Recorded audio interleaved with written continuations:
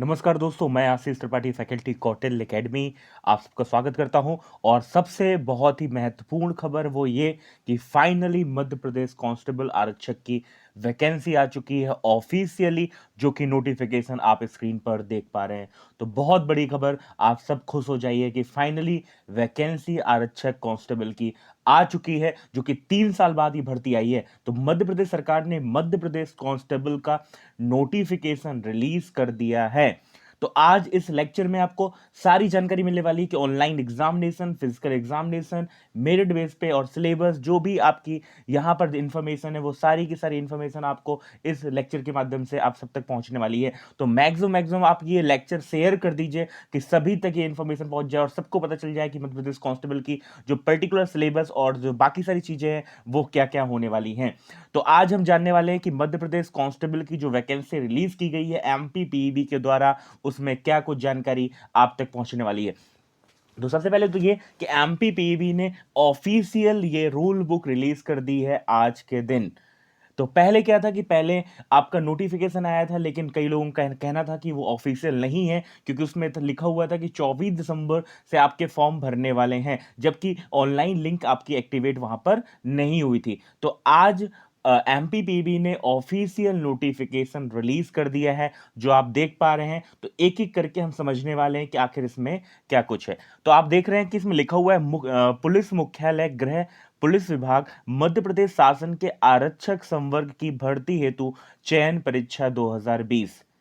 Online आवेदन भरने की जो प्रारंभ तिथि है, यानी जो फॉर्म आपके स्टार्ट होंगे फिल करना, वो होंगे 31 दिसंबर। 31 दिसंबर 2020 से फॉर्म भरना स्टार्ट होने वाले हैं। और फॉर्म भरने की जो लास्ट डेट है वो है आपकी अंतिम तिथि, वो लिखी हुई है 14 जनवरी 2021। तो मैं फिर बोलूंगा 31 से फॉर्म भरना स्टार्ट हो रहे हैं, 14 जनवरी आपकी लास्ट डेट है, लेकिन हमें लास्ट डेट का इंतजार नहीं करना है। हमें जनवरी फर्स्ट वीक में ये फॉर्म फिल कर देना है। ठीक है, तो ये चीज याद रखिएगा, हमें लास्ट डेट का इंतजार नहीं करना, फॉर्म हमें जल्द से जल्द आपका यहाँ पर फिल कर देना है। और सबसे इंपॉर्टेंट चीज ये कि कौटिल्य एकेडमी आपका ऑफलाइन क्लास लेकर आ रहा है 6 आपकी जो 28 दिसंबर, यानी 28 दिसंबर से आपकी ऑफलाइन क्लास स्टार्ट होने वाली हैं। तो आप ज्वाइन कर सकते हैं, और इन्फॉर्मेशन के लिए आप यहाँ पर कॉल भी कर सकते हैं और व्हाट्सएप पे कोई भी इन्फॉर्मेशन यहाँ पर जानकारी हासिल कर सकते हैं। तो यहाँ पर जो ऑनलाइन आवेदन भरने की प्रारंभ तिथि है वो है 31 दिसंबर 2020, 14 जनवरी 2021 तक आपके फॉर्म भरेंगे। तो मैं फिर यही बोल रहा हूँ लास्ट में, फिर भी अभी भी आपको बता रहा हूँ कि आपको जो फॉर्म भरना है वो जनवरी के फर्स्ट वीक में यहाँ पर भर देना है, लास्ट डेट का इंतजार नहीं करना, क्योंकि कई बार ऐसा होता है कि सर्वर डाउन हो जाता है तो हम फॉर्म यहाँ पर नहीं भर पाते। और नीचे क्या लिखा हुआ है वो भी देख लेते हैं। तो नीचे लिखा हुआ है ऑनलाइन आवेदन में संशोधन करने की प्रारंभ तिथि, यानी यदि हमने फॉर्म भरा और फॉर्म भरते समय कुछ गलतियां हो गई तो वो आपको यहां पर दे रहा है कि संशोधन करने की जो अंतिम तिथि है वो भी, प्रारंभ तिथि है वो 31 दिसंबर से यहां 19 जनवरी दे दी। मतलब जैसे 14 जनवरी जो है वो आपकी अंतिम तिथि है फॉर्म भरने की, लेकिन 14 जनवरी फिल करने के बाद हमें ऐसा लगता है कि हमारे फॉर्म में कुछ गलतियां हो गई, कुछ मिसप्रिंट हो गया है, तो यहाँ पर हम उसे संशोधित कर सकते हैं। उसके लिए उन्होंने अंतिम जो तिथि दी है वो दी है आपकी 19 जनवरी 2021। तो बहुत सारी स्टूडेंट की क्वेरीज हैं, कई स्टूडेंट को कहना ये है कि सर अदर स्टेट वाले फॉर्म भर सकते हैं कि नहीं भर सकते, सिलेबस क्या होगा, सिलेबस में कुछ अपडेट हुआ है कि नहीं हुआ है ना, फिजिकल का जो यहाँ पर डेटा है वो क्या है, तो हम सब जानने वाले हैं बहुत ही कम समय में। तो आप सब जुड़े रहिए और समझते आइए, पूरा लेक्चर जरूर देखना, तभी आपको सारे कॉन्सेप्ट यहाँ पर क्लियर होने वाले हैं। चलिए आगे बढ़ते हैं, देखते हैं। तो आगे लिखा हुआ है अनारक्षित अभ्यर्थियों के लिए, यानी अनरिजर्व्ड के लिए, जो आपके जनरल कैटेगरी के हैं उनके लिए जो यहाँ पर पेमेंट का ऑप्शन है वो है कि 2 प्रश्न पत्र जो आपके हैं, 2 पेपर होंगे, उन 2 पेपर के लिए आपके 700 रुपए आपको फिर यहाँ पर पेमेंट करना है। ठीक है, 100 रुपए विभागीय शुल्क है और अन्य जो शुल्क यहाँ पर दिया हुआ है वो दिया हुआ है 800 रुपए।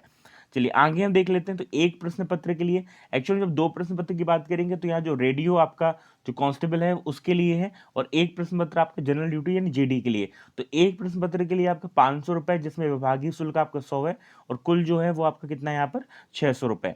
अनुसूचित जाति अनुसूचित जनजाति की हम बात कर लेते हैं। तो यहाँ पर उनके लिए यानी एससी एसटी और ओबीसी के लिए, और मध्य प्रदेश के जो मूल निवासी उनके लिए जो दिया हुआ है वो 2 प्रश्न पत्र के लिए 350 रुपए, जिसमें 50 रुपए विभागीय शुल्क है और 400 रुपए आपका कुल शुल्क आ रहा है। चलो आगे हम बात कर लेते हैं। तो आगे यहाँ पर लिखा हुआ है कि एक प्रश्न पत्र जो जनरल ड्यूटी के लिए है वो आपका 250 रुपए है, जिसमें विभागीय जो शुल्क है वो 50 रुपए और बाकी आपका 300 रुपए। ठीक है। नीचे लिखा हुआ जब आप फॉर्म भरेंगे तो एमपी ऑनलाइन या कियोस्क जो पोर्टल है वहां पर जब आप फॉर्म भरेंगे तो ऑनलाइन भरने वाले जो अभ्यर्थी उन्हें एमपी ऑनलाइन का पोर्टल शुल्क जो है वो कितना देना पड़ेगा, यहाँ पर 60 रुपये देना होगा। और इसके अलावा अतिरिक्त आपको रजिस्टर्ड सिटीजन यूजर के माध्यम से लॉग इन करते हैं तो आपका पोर्टल शुल्क आपको कितना देना पड़ेगा, यहाँ पर 20 रुपये देना पड़ेगा। ठीक है, चलिए हम और कुछ जान लेते हैं, बहुत सारी चीजें हमें जाननी है, समझनी है। तो यहाँ पर जो परीक्षा की दिनांक की बात कर रहे हैं, डेट की बात कर रहे हैं, तो वो यहाँ पर लिखा हुआ। अब यहाँ पर कई स्टूडेंट का कहना ये था कि सर ये क्लियर नहीं हो रहा है क्योंकि फॉन्ट का कुछ थोड़ा प्रॉब्लम है, समझ में नहीं आ रहा है कि मार्च लिखा हुआ है कि अप्रैल लिखा हुआ है। तो देखो, पहले जो रूल बुक जारी की गई थी उसमें क्लियर लिखा हुआ था मार्च 2000 आपका 21। तो ये चीज़ तो क्लियर है। तो यहाँ पर जो आप समझ नहीं पा रहे हैं तो ये कहीं ना कहीं मुझे ऐसा लगता है मार्च होना चाहिए, तो अपन इसे मार्च कंसीडर कर सकते हैं। तो 6 मार्च 2021 को आपका पेपर होने वाला है। तो पेपर जो है उसमें आपको वो भी समझ लेते हैं, पेपर जो होगा वो आपका 2 घंटे का होगा। 2 घंटे का पेपर होगा, 9 बजे से लेकर 11 बजे तक यहाँ पर लिखा हुआ है टाइम सुबह का। तो 7 से 8 बजे तक आपको रिपोर्टिंग करना है, यानी जो एग्जाम स्टार्ट होगा वो हो जाएगा 9 बजे, लेकिन आपको जो रिपोर्ट करना है वो करना है 7 से 8 बजे के मध्य। आपको वहां पर एग्जाम जो सेंटर है वहां पर आपको पहुंच जाना है। ठीक है, और 9 से आपका पेपर स्टार्ट हो जाएगा जो कि 2 घंटे का होगा, 11 बजे आपका यहाँ पर खत्म हो जाएगा। और जो दूसरी पाली है आपकी, जो उनकी किनके लिए है, जो दूसरा पेपर आपका एलिजिबल है किसके लिए, आपका रेडियो के लिए। तो उनका जो पेपर होगा उनका शाम की शिफ्ट होगी एक, जो 3 से 5 होगा। ठीक है, तो उनके 2 पेपर होंगे, और जनरल जो ड्यूटी के लिए जिन्होंने एलिजिबल है उनका आपका एक पेपर होगा केवल मॉर्निंग में। ठीक है, चलिए आगे हम देख लेते हैं। तो आगे लिखा हुआ है अभ्यर्थी का आधार पंजीयन अनिवार्य है, यानी रोजगार यहाँ पर पंजीयन होना चाहिए। मतलब वो डॉक्यूमेंट बता रहा है कि क्या क्या यहाँ पर आपको लगने वाले हैं। इसके अलावा उसने बोला है कि आपका बोर्ड द्वारा आयोजित परीक्षाओं में मूल फोटो युक्त पहचान पत्र आपको लाना होगा। मूल फोटो युक्त पहचान पत्र में आपके पास क्या होना चाहिए, वोटर आईडी होनी चाहिए। नहीं है वोटर आईडी, पैन कार्ड है, आधार कार्ड है, ड्राइविंग लाइसेंस है, ये सारी चीजें आपके पास होनी चाहिए। ठीक है, चलिए आगे हम देख लेते हैं। तो बायोमेट्रिक आपका यहाँ पर होगा जनरली। ठीक है, कोई इशू नहीं है, बायोमेट्रिक जनरली हो जाएगा। परीक्षा हॉल में आपको मोबाइल फोन, कैलकुलेटर अलाउ नहीं है, ये सारी चीजें यहाँ पर दी हुई हैं। चलिए और देख लेते हैं। ये तो बहुत, ये इसकी आपको पीडीएफ अवेलेबल हो जाएगी ग्रुप में, टेलीग्राम व्हाट्सएप में, आप वहाँ से जानकारी आके हासिल कर लीजिएगा। चलिए हम और जान लेते हैं।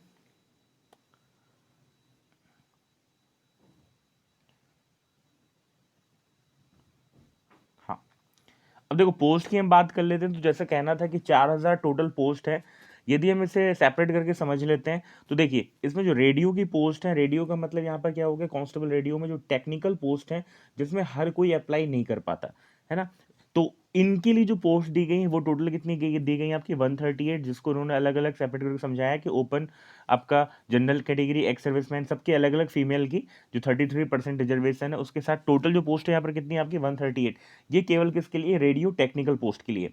लेकिन हर कोई जो एलिजिबल है, जो फॉर्म भर सकता है, हर कोई, वो किसमें भर सकता है, रेड आपका जनरल ड्यूटी में, यानी जीडी जो नीचे लिखा हुआ है। तो रेडियो टेक्निकल हो गया, और जीडी आपका यहाँ पर हर कोई यहाँ पर अप्लाई कर सकता है। तो आपकी जो काम की पोस्ट है वो है आपकी 3862 पोस्ट। ठीक है, तो इसमें यदि हम बात करें तो जनरल जो आपकी यहाँ पर ओपन जो पोस्ट दी हुई है वो है 1748, जिसमें अलग अलग कैटेगरी की हम बात कर लेते हैं। तो जनरल की आपकी यहाँ पर 472 पोस्ट है, ओबीसी की 472 पोस्ट है, एससी में 280, एसटी 349, और ईडब्ल्यूएस जो इकोनॉमिकल वीकर सेक्शन वाले आ जाते हैं वहां पर उनकी 175 पोस्ट हैं। ठीक है, 175। तो यहाँ टोटल जो पोस्ट हो गई वो हो गई 1748। तो ये हो गई आपकी जनरल, ओबीसी, एससी, एसटी और ईडब्ल्यूएस। इसके बाद एक्स सर्विसमैन जो रिटायर्ड आर्मी के हैं उनके लिए, और बाकी एचजी कैटेगरी और आपका होमगार्ड के लिए, और इसके बाद आपका दिया हुआ है फीमेल के लिए जो महिलाएं हैं। तो महिलाओं को 33% रिजर्वेशन दिया गया है, तो जिनके साथ जो टोटल पोस्ट बन रही हैं वो बन रही 1147। तो ये महिलाओं के लिए है। तो कुल जो पोस्ट यहाँ बन जाती है 3862, और रेडियो में 138। तो इस हिसाब से आपकी जो वैकेंसी बन जाती है वो बन जाती है लगभग 4000 वैकेंसी। चलिए आगे बढ़ते हैं।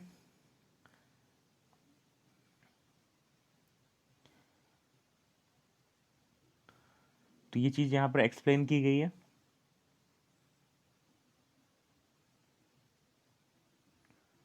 जो इन्फॉर्मेशन हमारे लिए काम की है वो हम समझ लेते हैं। हाँ, अब यहाँ जो सबसे इंपॉर्टेंट चीज़ ये है कि कौन यहाँ पर फॉर्म भर सकता है या एलिजिबिलिटी के लिए। तो यहाँ पर लिखा हुआ है पद पर नियुक्ति के लिए उम्मीदवार को भारत का नागरिक होना चाहिए। किसी ऐसे उम्मीदवार को जिनके मामले में पात्रता का प्रमाण पत्र आवश्यक है, इस बात के अध्ययन, चलिए कोई काम का नहीं है हमारे। आगे ये बढ़ लेते हैं।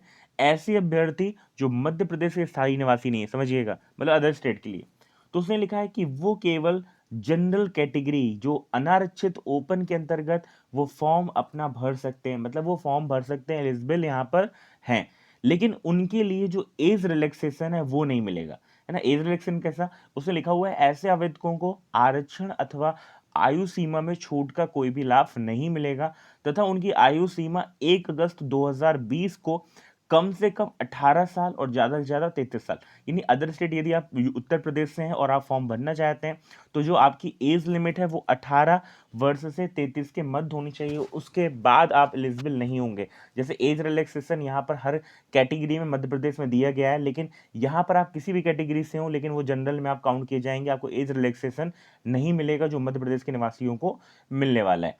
ठीक है, चलिए आगे हम देख लेते हैं। तो आगे यहाँ वेतन की बात करें तो वेतन जो लिखा हुआ है आरक्षक आपका जीडी में वो है 19,500 से 62,000, और रेडियो की हम बात करें तो 19,500 से 62,000। तो हम ये मान के चलते हैं कि आरक्षक आपका जो जनरल ड्यूटी जीडी है उसमें लगभग जो वेतनमान है वो 20,000 से 25,000 के मध्य आपका हो सकता है, जो कि फिलहाल यहाँ पर जारी किया गया है। चलिए आगे देख लेते हैं। हाँ, तो आगे लिखा हुआ है इसमें अभ्यर्थी की आयु जो है दिनांक 1 अगस्त 2020 को 18 वर्ष से कम और 33 वर्ष से अधिक नहीं होनी चाहिए। अब देखो यहाँ एज रिलैक्सेशन क्या दिया हुआ है, इसमें लिखा हुआ है मध्य प्रदेश लोक सेवा आयोग में जो भरे जाने वाले पद राजपत्रित, अराजपत्रित और कार्यपालिक के लिए है, और जो मध्य प्रदेश लोक सेवा आयोग की परिधि से बाहर वाले हैं उनके लिए क्या है। तो देखिएगा इधर, तो यहाँ जो इसमें लिखा हुआ है 18 से जो 33 है ये आयु सीमा दी हुई है, लेकिन यहाँ देखो छूट क्या मिल रही है, वो छूट ये मिल रही है कि जो महिला आवेदक है अनारक्षित वर्ग जनरल कैटेगरी, या आपके पुरुष और महिला आवेदक जो आपके अनुसूचित जाति और अनुसूचित जनजाति अन्य पिछड़ा वर्ग यानी SC ST और OBC से हैं, ठीक है, तो उनके लिए जो सीमा है वो देखो छूट मिल रही है कितनी, 5 वर्ष की छूट मिल रही है।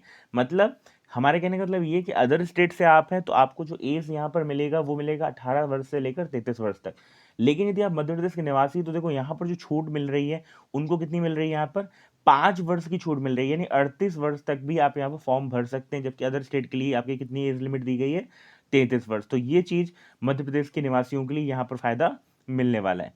चलिए आगे बढ़ते हैं। तो देखो उसने लिखा भी है प्रदेश के बाहर के अभ्यर्थियों को किसी भी स्थिति में अधिकतम आयु सीमा में छूट प्राप्त नहीं होगी। चलिए इसके आपको PDF अवेलेबल है, पूरी आप देख लीजिएगा, जो आपको लगे स्क्रीनशॉट ले सकते हैं। हाँ, अब हम बात कर लेते हैं यहाँ पर फिजिकल पैरामीटर की। तो जो आरक्षक आपके GD जनरल ड्यूटी है अनारक्षित अनुसूचित जाति और अन्य पिछड़ा वर्ग, तो उनके लिए देखिए क्या है, तो उनके लिए जो पुरुष हैं तो पुरुष में यहाँ जो हाइट का जो पैरामीटर है वो है 168 सेंटीमीटर। तो पुरुष की जो ऊंचाई यानी हाइट होनी चाहिए वो कितनी होनी चाहिए, 168 सेंटीमीटर। जो कि महिलाओं की बात करें तो महिलाओं की जो हाइट दी हुई है वो होनी चाहिए कितनी, 155 सेंटीमीटर। किसके लिए, GD के लिए, जिसके लिए आप सब जनरली एलिजिबल हैं। यदि हम सीना की बात करें तो पुरुष को जो सीना यहाँ पर दिया हुआ है 21 सेंटीमीटर, और फुलाने के बाद कितना होना चाहिए आपका, 86 सेंटीमीटर। बिना फुलाए आपका 81, और फुलाने के बाद कितना, 5 सेंटीमीटर का मतलब अंतर होना चाहिए, कितना होना चाहिए, 86 सेंटीमीटर। महिलाओं के लिए ये लागू नहीं है। यदि हम बात करें आरक्षक GD के लिए, तो आरक्षक GD में यहाँ पर पुरुष की बात करें तो इनकी जो ऊंचाई हाइट है वो कितनी दी हुई है इसमें, 160 सेंटीमीटर, जबकि महिलाओं की बात करें तो 155 सेंटीमीटर। ठीक है, तो यहाँ पर अनुसूचित जनजाति वालों को ये छूट दी गई कि अनुसूचित जनजाति में आपकी ऊंचाई पुरुष में 160 सेंटीमीटर जबकि महिलाओं में 155 है। ठीक है, यदि हम बात करें सीने की पुरुष में तो 76 सेंटीमीटर सॉरी, बिना फुलाए हुए, और फुलाने के बाद 81 सेंटीमीटर होना चाहिए। महिलाओं के लिए ये लागू नहीं किया गया। चलिए आगे हम बढ़ते हैं, तो और भी यहाँ डिटेल जान लेते हैं।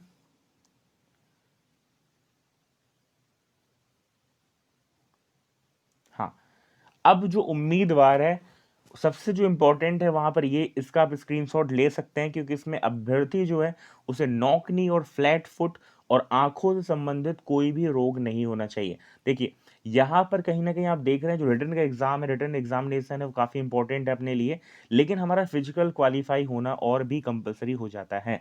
क्योंकि आप फिजिकल क्वालिफाई नहीं होंगे तो आप कितना भी क्या मेरिट क्यों ना स्कोर कर लें, लेकिन आप यहाँ डिस्क्वालीफाई हो जाएंगे। तो मेरिट वो अपने आप मायने रखता है कहीं ना कहीं, लेकिन हमें फिजिकल भी कहीं ना कहीं यहाँ पर फोकस करना पड़ेगा। ठीक है। तो अभ्यर्थियों को नॉक नी अथवा फ्लैट फुट एवं आंखों से संबंधित कोई भी रोग नहीं होना चाहिए, ठीक है। तो ये सारी चीजें यहाँ पर दी गई हैं। तो आगे आप देख लेते हैं अपन, तो बाकी सारी चीजें तो नॉर्मल है कहीं ना कहीं।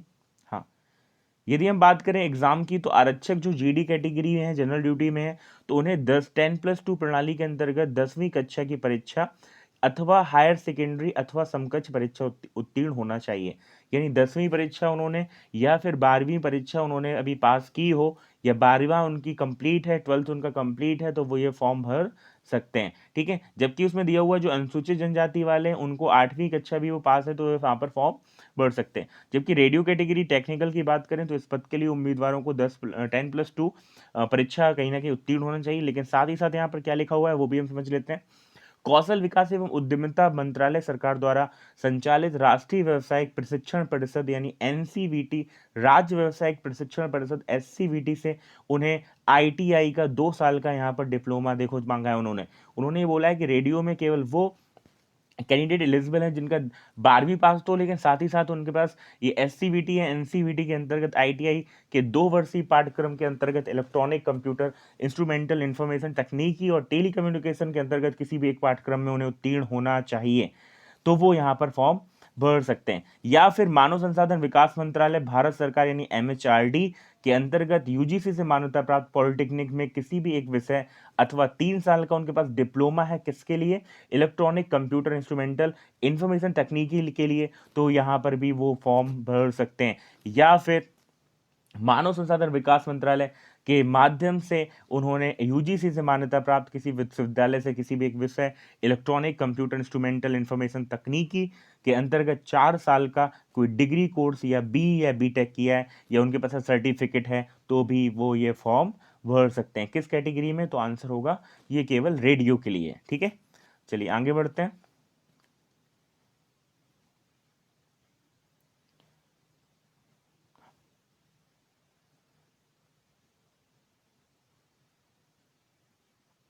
यदि हम परीक्षा की बात करें तो देख लेते हैं, इसमें लिखा हुआ है पीईबी भोपाल द्वारा ऑनलाइन आवेदन पत्र प्राप्त किए जाएंगे। यानी यहाँ पर जो भी काम करना है वो सारा का सारा आपका ऑनलाइन करना है, जिसके माध्यम से वांछित दस्तावेज आपके होने चाहिए, पूरे कंप्लीट होने चाहिए।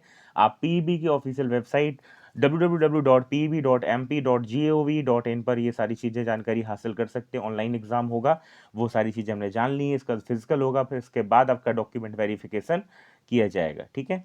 ऑनलाइन एग्जाम होगा 2 घंटे का, 100 क्वेश्चन का। अब हमें जानना है मेन है जो इसमें सिलेबस, वो हम जान लेते हैं कहाँ पर दिया हुआ है आगे। बाकी आप सारी पीडीएफ से जानकारी हासिल कर सकते हैं। हाँ, फिजिकल में एक चीज और रह गई, वो भी हम समझ लेते हैं। जो आरक्षक जीडी के लिए हैं उनके लिए 800 मीटर दौड़ में सफल होने के लिए जो समय सीमा दी गई है वो दी गई 2 मिनट 45 सेकेंड। यानी 800 मीटर की दौड़ आपको कंप्लीट करनी पड़ेगी 2 मिनट 45 सेकेंड में, ठीक है। और इसके बाद यदि बात करें तो गोला फेंक में सफल होने हेतु जो तय दूरी दी गई है वो है 19 फीट। 19 फीट आपको गोला फेंकना है। जो गोले का वजन रहेगा वो रहेगा 7 किलो 260 ग्राम, यानी 7.260 किलोग्राम। और लंबी कूद में सफल होने के लिए आपको जो तय दूरी दी गई वो है 13 फीट। यानी आपको ये 3 पैरामीटर कंप्लीट करने हैं। पहले 800 मीटर की दौड़ 2 मिनट 45 सेकेंड में, गोला आपको फेंकना है 19 फीट, और लंबी कूद आपको 13 फीट की कंप्लीट करनी है, ठीक है, आरक्षक जीडी के लिए। यदि हम महिला के लिए बात कर लेते हैं तो महिलाओं के लिए समय सीमा 800 मीटर दौड़ की दी गई 4 मिनट की। गोला फेंक में उन्हें 15 फीट का यहाँ पर दिया गया है, और 15 फीट के साथ जो गोले का वजन रहेगा वो रहेगा 4 किलोग्राम। और लंबी कूद के लिए उन्हें 10 फीट यहाँ पर दिया हुआ है पैरामीटर, ठीक है। और जो भूतपूर्व सैनिक हैं, जो एक्स सर्विस मैन है, उनके लिए 3 मिनट 15 सेकेंड 800 मीटर। 15 फीट आपको गोला फेंकना है। गोले का वजन रहेगा यहाँ पर 7.260 सेम रहेगा।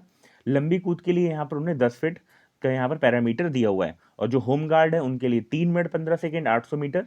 गोला फेंकने में 17 फीट फेंकना है। गोले का वजन 7.26 किलोग्राम। और लंबी कूद में सफल होने के लिए उन्हें 12 फीट की यहाँ पर दूरी दी गई है। चलिए आगे देख लेते हैं।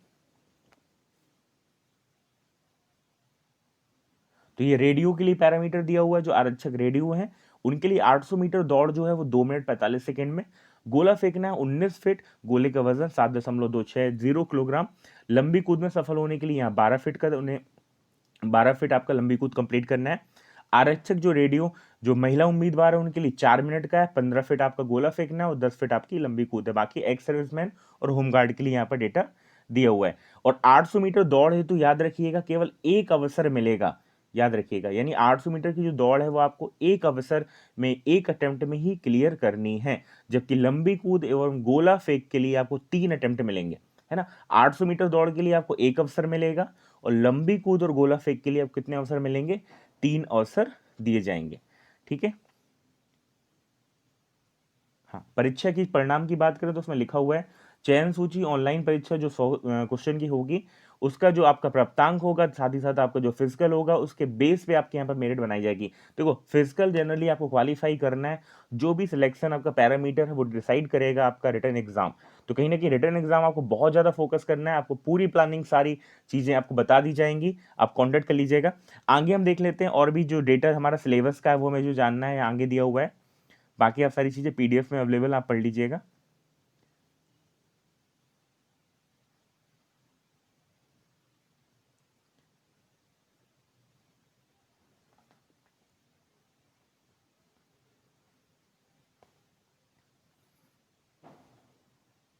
हमें सिलेबस जानना है कि सिलेबस क्या है, यहाँ पर दिया हुआ है। बाकी सारी इन्फॉर्मेशन आपको, सारी जानकारी हासिल कर दी गई है, बता दी गई है।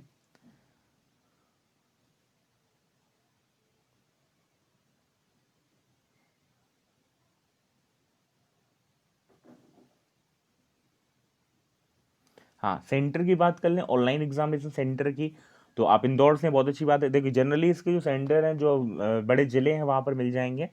मध्य प्रदेश की बात करें तो भोपाल, इंदौर, जबलपुर, ग्वालियर, उज्जैन, नीमच, रतलाम, मंदसौर, सागर, सतना, खंडवा, गुना, दमोह, सीधी, छिंदवाड़ा और बालाघाट, ये आपके ऑनलाइन परीक्षा केंद्र है जहाँ पर आप एग्जाम दे सकते हैं। तो मुझे नहीं लगता कोई दिक्कत होगी, आप आसपास जनरली यहाँ से बिलोंग करते हो, आप आसानी से पेपर दे सकते हैं। चलिए, अब हम जान लेते हैं सिलेबस, जो आपके लिए बहुत ज़्यादा इंपॉर्टेंट है और मैं ये कहूँगा इसका जनरली आप स्क्रीनशॉट जरूर ले लेना। लिखित परीक्षा में प्रथम प्रश्न पत्र जो होगा वो 100 क्वेश्चन होंगे जनरली, उसमें मध्य प्रदेश माध्यमिक शिक्षा मंडल की 8वीं कक्षा के स्तर का वो पेपर होगा। जनरली आप सभी जो एलिजिबल हैं यहाँ पर वो हैं आपके जनरल ड्यूटी जीडी के लिए। तो जो जीडी का जो पेपर होगा वो 100 क्वेश्चन का होगा, और 100 क्वेश्चन में देखिएगा क्या हम उसको अलग अलग डिस्ट्रीब्यूट कर लेते हैं। तो पहला लिखा हुआ है सामान्य ज्ञान एवं तार्किक ज्ञान। तो देखो, सामान्य ज्ञान में आ गया पूरा आपका जनरली यहाँ पर जीएस।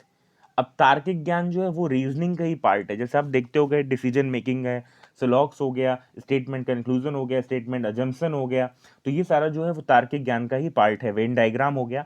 तो यहाँ पर जीएस हम ये बोल सकते हैं, जो जीएस है वो 30 क्वेश्चन आपके जनरली जो आएंगे वो जीएस के आएंगे। 10 क्वेश्चन यहाँ पर आपका तार्किक ज्ञान जो रीजनिंग का ही पार्ट है वो हो गया, तो वो 40 नंबर का दिया हुआ है। अब बौद्धिक क्षमता एवं मानसिक जो अभिरुचि यहाँ 30 नंबर का है, इसको आप बोलेंगे ये पूरा रीजनिंग है। ये क्या है आपका पूरा रीजनिंग। तो जितना भी रीजनिंग का सिलेबस है, जरा समझिए, क्योंकि मेरा सब्जेक्ट रीजनिंग है इसलिए मैं आपको बता देता हूँ। रीजनिंग में हमें जो टॉपिक यहाँ पढ़ने हैं वो है एनालॉजी, सादृश्यता, ऑड पेयर यानी विषम जोड़े से, क्लासिफिकेशन वर्गीकरण के जो क्वेश्चन है, कोडिंग डिकोडिंग हो गया, ब्लड रिलेशन हो गया, सिलोलिज्म हो गया, Venn diagram, clock, calendar, cube dices, counting figure, statement conclusion, statement assumption, ranking order, paper cutting and folding, distance direction, number series, missing alphabet number and mirror and water image. मैं फिर से repeat करता हूं, सादृश्यता, समसंबंध, विषम जोड़े, वर्गीकरण, coding decoding, रक्त संबंध, न्याय निगमन, वेन डायग्राम, घड़ी, कैलेंडर, पासा घन, आकृतियों की गणना, कथन निष्कर्ष, कथन पूर्व धारणाएं, कागज काटना मोड़ना, दूरी दिशा, नंबर सीरीज, लुप्त संख्याएं और दर्पण जल प्रतिबिंब, ये हमें पढ़ना है इस रीजनिंग में। और मैं ये बोलता हूँ कि ये जो 40 नंबर की रीजनिंग है, जैसा आप बोल रहे हो 30 जो है वो रीजनिंग का पार्ट लिखा हुआ है, बाकी तार्किक ज्ञान है, ठीक है। तो ये 40 क्वेश्चन आपको रीजनिंग के आने वाले हैं, और मैं यकीन दिलाने जा रहा हूँ आपको कि 40 में 40 आप आसानी से स्कोर कर सकते हो, आसानी से, ठीक है। तो ये 40 तो कंफर्म हो गए आपके, ठीक है। अब देखो ऊपर जीएस जो लिखा हुआ है ना, जीएस में आपका पूरा हो गया हिस्ट्री, ज्योग्राफी, पॉलिटी, इकोनॉमिक्स, और वो भी वन लाइनर फैक्ट, क्योंकि उसमें ऊपर लिखा हुआ है कि 8वीं कक्षा के स्तर का पेपर होगा, उसके अलावा हमें ज्यादा लेवल यहाँ पढ़ने की आवश्यकता नहीं है, सिर्फ बेसिक नॉलेज हमें यहाँ पास होना चाहिए। अब देखो तीसरे पार्ट में आ जाते हैं। तो तीसरे पार्ट में क्या लिखा हुआ, विज्ञान एवं सरल अंक गणित। तो देखो, और उसके आगे क्या लिखा हुआ, 30 नंबर, यानी क्या, इसका मतलब ये हुआ कि जो विज्ञान है वो आपका 10 नंबर का यहाँ पर आने वाला है। विज्ञान में आपको फिजिक्स, केमिस्ट्री और बायो पढ़ना है, भौतिक विज्ञान, रसायन विज्ञान और आपका जीव विज्ञान। वो 10 नंबर का यहाँ पर वेटेज आने वाला है, जो कि आना ही आना है, बहुत ही बेसिक है। आपको आसानी से आप ये आसानी से पढ़ सकते हैं और आसानी से आपको चीज़ें समझा दी जाएंगी। अब सरल अंक जो गणित दिया हुआ है, ये हो गया पूरा आपका अरिथमेटिक। अरिथमेटिक में जितने भी बेसिक कॉन्सेप्ट हैं, नंबर सिस्टम से लेकर percentage, average, type and system, time and work, time and distance, train, ये सारी चीज़ें आपको यहाँ पर पढ़नी पड़ेंगी। एडवांस के कुछ क्वेश्चन यदि हम बात करें तो मेंसुरेशन तक आपके आ सकते हैं। बाकी आपको बेसिक यहाँ पर नॉलेज सिंप्लीफिकेशन से लेकर सारी चीज़ें यहाँ पर क्लियर होनी चाहिए। तो ये आपका कितने नंबर हो गया यहाँ पर? 30 नंबर, जिसमें 10 नंबर साइंस हो गया और आपका 20 हो गया मैथ। तो अपन ऐसा बोल सकते हैं 40 नंबर का यहाँ पर आने वाला है रीजनिंग, 20 नंबर का मैथ, तो कितना हो गया 60, 10 का यहाँ पर आपका आने वाला है विज्ञान, तो ये हो गया 70। अब जो 30 बचा हुआ है, इस 30 में हो गया पूरा जीएस, जिसमें मध्य प्रदेश भी शामिल अपन कर रहे हैं। तो ये है आपका यहाँ पर सिलेबस, जो 100 क्वेश्चन आपके जनरली यहाँ पर आने हैं, जो 8वीं कक्षा के स्तर के यहाँ पर दिए हुए हैं। ठीक है, बाकी सारी इन्फॉर्मेशन आपको बता दी गई है। बाकी आपको सिर्फ फॉर्म फिल करना है। तो बहुत बड़ी अनाउंसमेंट है, और आपको जितनी भी कॉन्सेप्ट थे, सारी चीज़ें थी यहाँ पर क्लियर करा दी गई, चाहे वो फिजिकल की हो, रिटर्न एग्जामिनेशन की हो। तो फिलहाल इस वीडियो में इतना ही, और आपको सारी रणनीति बता दी जाएगी। तो मिलते हैं आपको नेक्स्ट वीडियो के साथ। तब तक के लिए थैंक यू सो मच। जय हिंद एंड